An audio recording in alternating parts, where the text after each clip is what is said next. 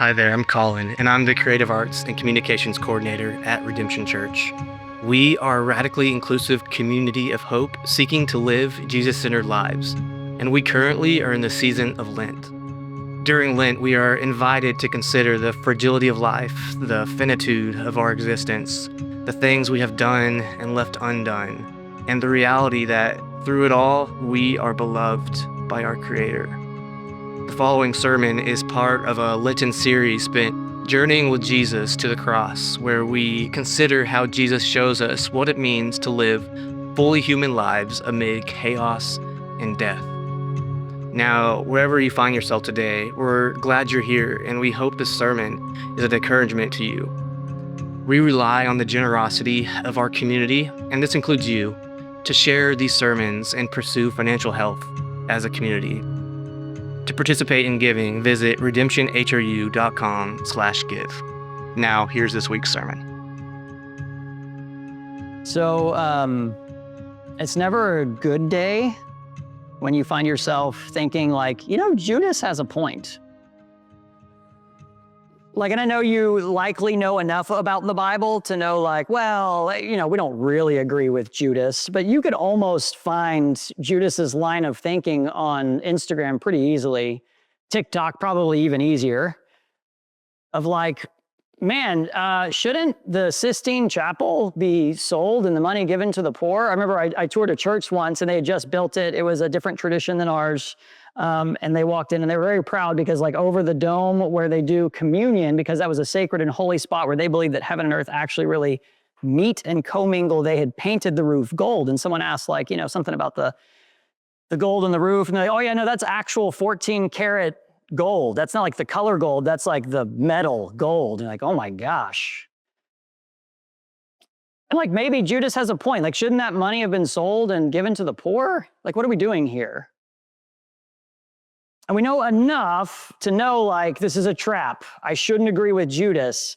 And yet, if we just enter into the scriptures and let the scriptures read us as much as we want to read them, and we are honest, I think we find ourselves siding with Judas and not Jesus here in this text. Trying to know my audience here a little bit. Why was this perfume not sold for 300 denarii and the proceeds given to the poor? Judas is the voice of practicality, the voice of reason. If we didn't get the caveat that he was a greedy thief, we might even say, man, Judas is the prophetic activist among the group, telling the church, the disciples, what they ought to have been doing. And this foolish woman who's making such a scene, what she ought to have done instead. And so let's put this into some context. Let's make this as real as we can. She's just taken a pound of perfume, right? So I want you to imagine you're at CVS, you're getting some milk. That's where I get my milk. Do y'all not get your milk from CVS? Okay. I need to make different life choices, I see. Okay, so you're there, you're at the checkout, and you look behind the counter, and there are the vape pens, and then right next to that are the cologne and the perfume for some reason. I don't know why. Does anyone ever buy this? Maybe you don't get your milk from CVS. Maybe that's where you get your perfume. I don't know. But those are these little bottles, and I probably should have looked to see how big they were and how much, but they don't come close to a pound. Of the actual liquid inside of it, not the container, but just the liquid inside of it is a pound. This is not a small amount of this stuff. This stuff, nard, which is just fun to say. Go ahead, say it with me, nard. There you go. Now you can go to a dinner party and impress all your friends with your pure nard. This stuff comes from India, right? So we're in Israel. India is a good trek around a big, massive desert that's right in between. This is costly, pure stuff in India that's then transported to Israel. This is rare. This is expensive. What she has done is foolish and wasteful. To put it in our context, this is, in Houston, Texas, around $60,000 of some day worker's salary that she has just dumped onto this rabbi's feet. What in the world is she thinking? And we can now readily go, man, Judas maybe has a little bit of a point here. A lot of people agree that this is kind of the straw that breaks the camel's back for Judas. because he is greedy and he can only see the world through the lens of money. He's just like, I just can't roll with this anymore. I'm out. And so he will, in John, he will soon turn and leave this party and these people to go and betray Jesus. But she doesn't donate the nard, sorry, not the lard. It's a different thing. She doesn't contribute it to Jesus's mission. She doesn't like take it and put it in the fund. She pours it out. She dumps it. And so we know that Judas is problematic. And yet, doesn't he have kind of like a practical point here? So Judas is greedy. We get this from John. And this means that deep down, he feels like the answer to all of life's questions, the answer to what life is all about, the answer at any given moment in time. Now wait for it, here it is, because this may or may not sound familiar to you. The answer is more. If we just had more. Judas believed that life is all about having more. I need to get a good education so that I can have more. I need to do well at my job so that I can have more. I need that promotion so that I can get more. We need to move out of this little house that's cramped into the bigger house because that gives us space for more. And we can have a pool in the back and we can have a spacious backyard for more people and more parties and more stuff and more and more and more. And so Judas cannot perceive of a world where the poor would need something other than money, because money is all Judas needs. And so money must be all that the poor need. And this is what greed is. Greed is discontentment with what you actually have, with what is sitting right in front of you, staring you in the face. There's a line that I love in our Lent video, prequel service thing. I don't know what we call that. It's something about us finding contentment with the lives we actually have versus the lives we wish we had.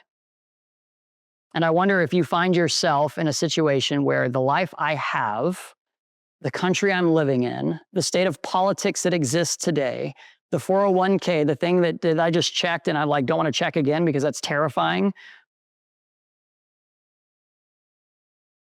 I wonder how you feel about that. I wonder if you find yourself wanting something different, something more. I think Judas did, and it's why he would help himself to the stash. The funny thing about Judas is he's so preoccupied with chasing more, he misses what's sitting right in front of him, and what's sitting right in front of him is the God and Savior of the world. He misses it. He can't see it. He can't even imagine or fathom that that's what's in front of him, that that's the life he actually has. And I think our ability to get where Judas is coming from betrays a little bit of confusion about what Jesus is actually doing, both in the story and in the world right now, and what it is that we, the church, ought to be doing. It's confusion about what we really actually need and what Jesus is actually really giving us. And so while Judas has very little care for the poor, I imagine a world where Judas was like, well, I'm poor. This is for me, right? His question shows us that he only can imagine that the solution to the world's problems, the solution to the poor's problems, is he can only see that through the lens of what he sees solution to his problems as, and that's money. But as we hold on to Judas's protest here for a moment, let's look around the table and let's notice who's sitting here. Because there's like a weird, faint, odd smell in the room. Does anyone smell that at this dinner? Where you look across the table and you're like, this guy right here was dead. And like he was so dead that the story that we were just told is like he reeked. Hey, Jesus, don't open Lazarus' tomb. It's been 4 days. Don't you know how bad it's going to smell? Surely his carcass is rotted and bloating at this point. There's a stench at this table. Because Lazarus is there, and Lazarus has just died. There's a stench of death at this dinner.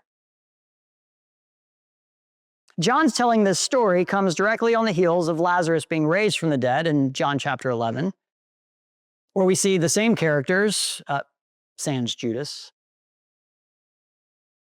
And going forward, after this story, Jesus will march towards the cross very soon. This is, many believe this is happening on the Thursday, Friday, maybe Saturday of the week before his death. So he's got a week-ish left on earth. This table, this dinner, this banquet, this feast smells like death. Jesus points us to the gesture as a gesture that's tied to preparing his body for death.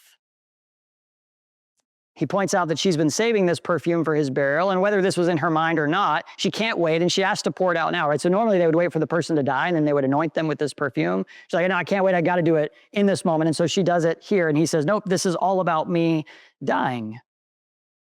And the reality is, and this is the reality that we all just like, it's so obvious and painful but we never actually really think about it. Everyone at this table that we're like imagining as we go around, we see Lazarus, he died, that's weird, was risen back, that's even weirder. But guess what? Lazarus died again.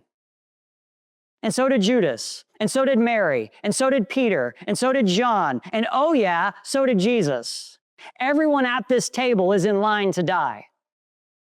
And Jesus knows I'm the first in line to die. And Mary had just seen face-to-face death. And she had wrapped her brother in grave clothes. And she had placed him in what was likely their family's grave. As she had likely anointed his body for burial and put him in the tomb. And as she wept and mourned the actual real death of her brother for over 4 days. Mary had just been standing face to face with the impoverishment of all of us, with the reality that the world is a world of loss. This is just a polite way of saying death. So there's a musician named Nick Cave. You've likely never heard of him. Maybe you have if you're like super into weird music. Cool. But if you've seen the show Peaky Blinders, right? You know the intro, Red Right Hand, or if you've seen Dumb and Dumber, also in Dumb and Dumber, Red Right Hands. And so Nick Cave is the Australian post-punk artist who wrote that song. Great song. I would love to dive into that one day, but that's a different sermon for a different day. Anyways, he's on Krista Tippett's On Being podcast, and he's describing his religious conversion in an interview. And what Nick Cave, who had been in what was called America's most violent band, or sorry, the world's most violent band at one point, he had lost in a very short period of time 2 of his older sons to tragic, unforeseen deaths. And this experience of loss absolutely shattered him, but transformed him and turned him towards religion and being sensitive to the idea that there might be something more than drug, sex, and rock and roll. And so this is what he says, and I found it profoundly true and insightful, and I like that he just uses a little bit different language to describe it. But he says, it seems to me that loss is our universal state as human beings. And that we all find ourselves with some sort of aching and yearning that's not because of our failure, but just our condition. Most people feel this way. A sense of lostness about things and a need for something beyond that. And these are the words of Lent. These are the words of a Mary who's standing outside of her brother's grave, wondering where in the world Jesus, the miracle worker, had been. These are the words of us as we confront all of life's questions and problems and our inward desire for more. And I hope we'll give ourselves space to have these words, to not just slap a smile on it and put a mask on and pretend like, no, it's going to be fine. It's going to be all okay, because I think they're true. The author Elizabeth Oldfield tells it a little bit different. Not confronted with such a stark and painful reality. She tells the story of being confronted with this sense of lostness as she breaks down in the car on a family road trip. My wife is suddenly going to understand why Matilda has been on repeat this week in our house. But she's driving along in this road trip, and Matilda, the Broadway show, is playing, and her daughter is in the back seat screaming the lyrics of the song. Here's what she writes. In my daughter's reedy, unself-conscious voice, she belted out Tim Minchin's deceptively simple lyrics, which predict a future in which the children singing will be grown up enough to know how to answer hard questions, strong enough to carry heavy things, and brave enough to fight the monsters underneath their bed. The chorus, beloved by kids everywhere, is all about eating sweets and staying up late to watch endless TV, which is adulthood, honestly, right?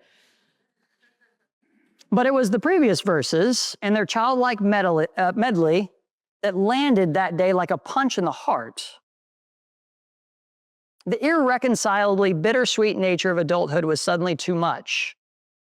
I am purportedly a grown-up, but I do not know the answers. And I feel bone weary from carrying around heavy things. And I hate that monsters do exist and that they often win. And that worst of all, some of them live within me. This is what Nick Cave is getting at when he says that the human condition is one of loss. This is what I'm getting at when I'm saying the table reeks of death.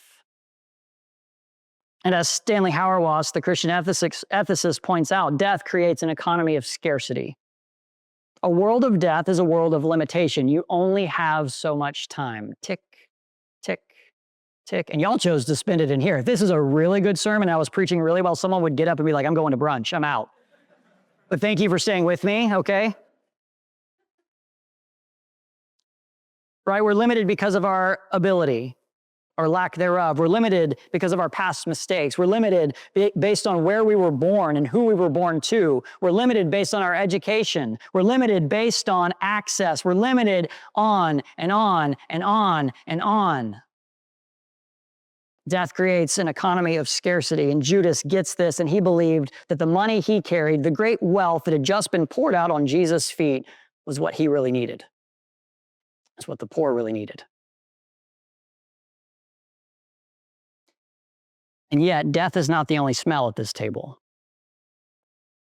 Because suddenly, this woman has done something so preposterous, so extravagant, so needlessly wasteful that the room is now filled with a different aroma. And I love that John does this. I feel like he would give Quentin Tarantino a run for his money if he was a filmmaker today. Because in John 11, the stench is one of death, but in John 12, the room is filled with the aroma of this woman's worship.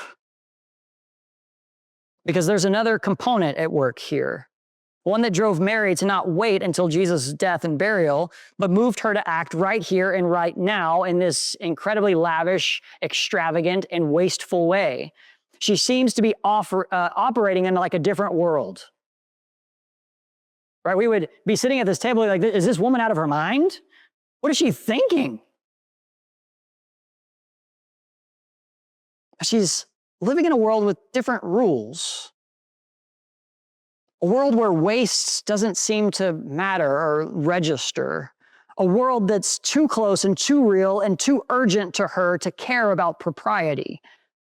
And so she acts now, and I wish we could the equation would similarly be like a woman rushes in and she takes off her top to wipe Jesus's feet. Like her letting down her hair is a scandalous, improper act in front of all of these people.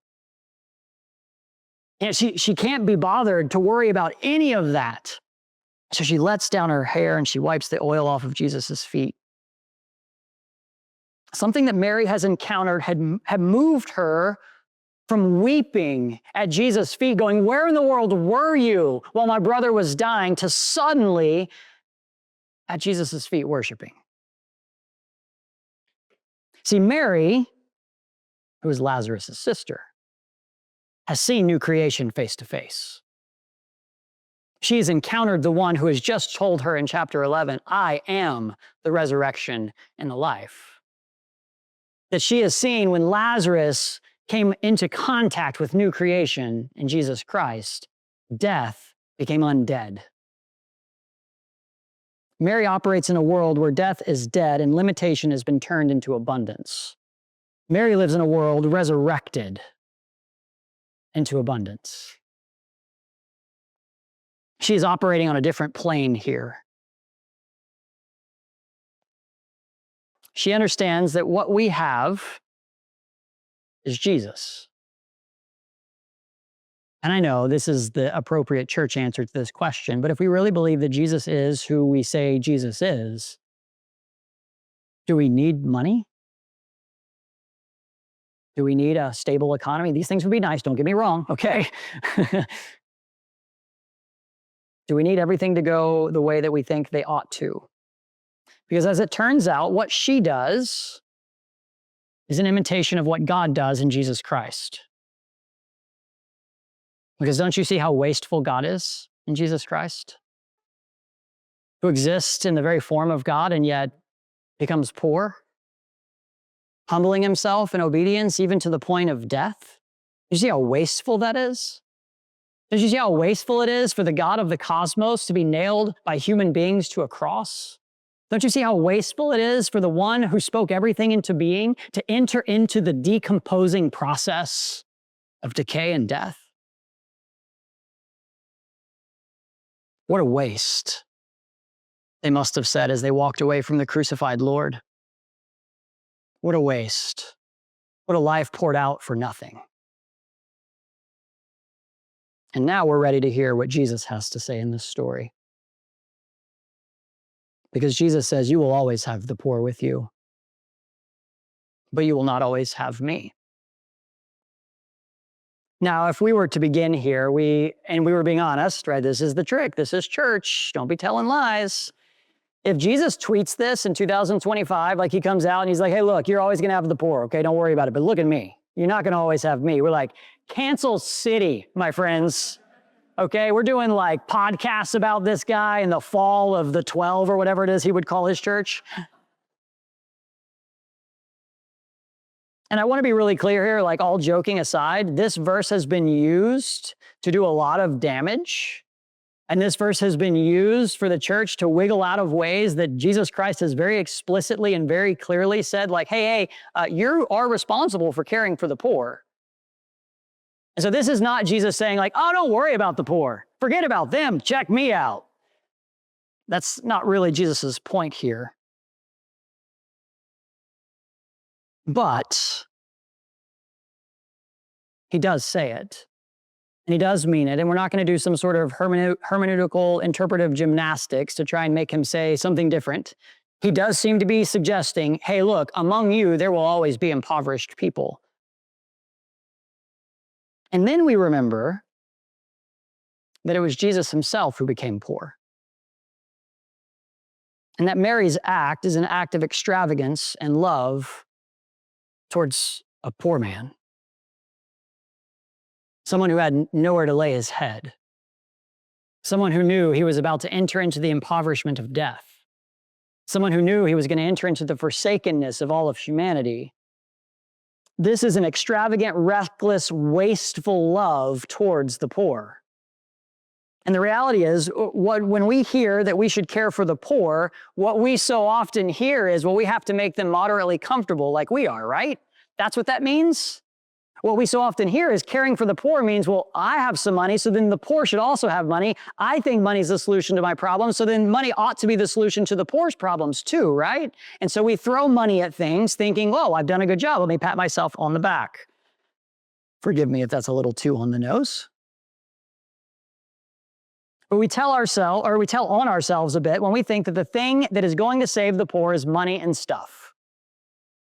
And maybe even the poor themselves think that money and stuff offers a solution. And don't get me wrong, money and stuff can make you really, really, really comfortable on your way to death. But what is it we really think that Jesus is up to? Because Jesus doesn't spend 3 years ministering around Galilee and Judah, giving money to the poor. Like, he does this a little bit. He heals some people, he gives some sight to the blind, and these are all fantastic things, but he does not cure blindness. He does not cure poverty. He does not end all of these things that we might expect Jesus to end here. So what in the world is Jesus doing? Jesus has not come to make the poor moderately well off. Jesus has come to give us God, to give us everything. To give us more than money, to give us something beyond the small thing that it is that we think we need and that our neighbor needs. And Jesus himself seems to see that the week that lies ahead is the thing that matters most for the poor. And Jesus seems to look around the room and around the table and see among everyone there, including Judas, the poor, the impoverished, the dying. And so you will always have the poor is not some sort of slight to be like, hey, you don't need to take care of the poor. You don't need to tangibly provide for the poor. You don't need to take some of what you have and all of your excessive pursuit of stuff and share it. He's not saying that. What he is saying is that you will always have the poor because you will always have me.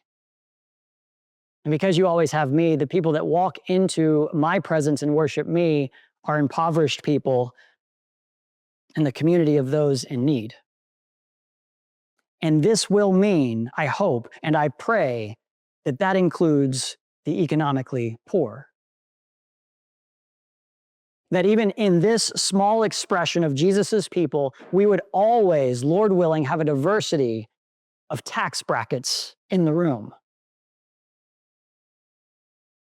This is the community where those who have come to the end of themselves, who've run out of resources, who are staring death in the face, have come to hear their name called by Jesus of Nazareth, who tells them, speaks into the death and says, get up, come forth. And as such, we as a church must not merely make some space for the poor, but we have to do way more than that.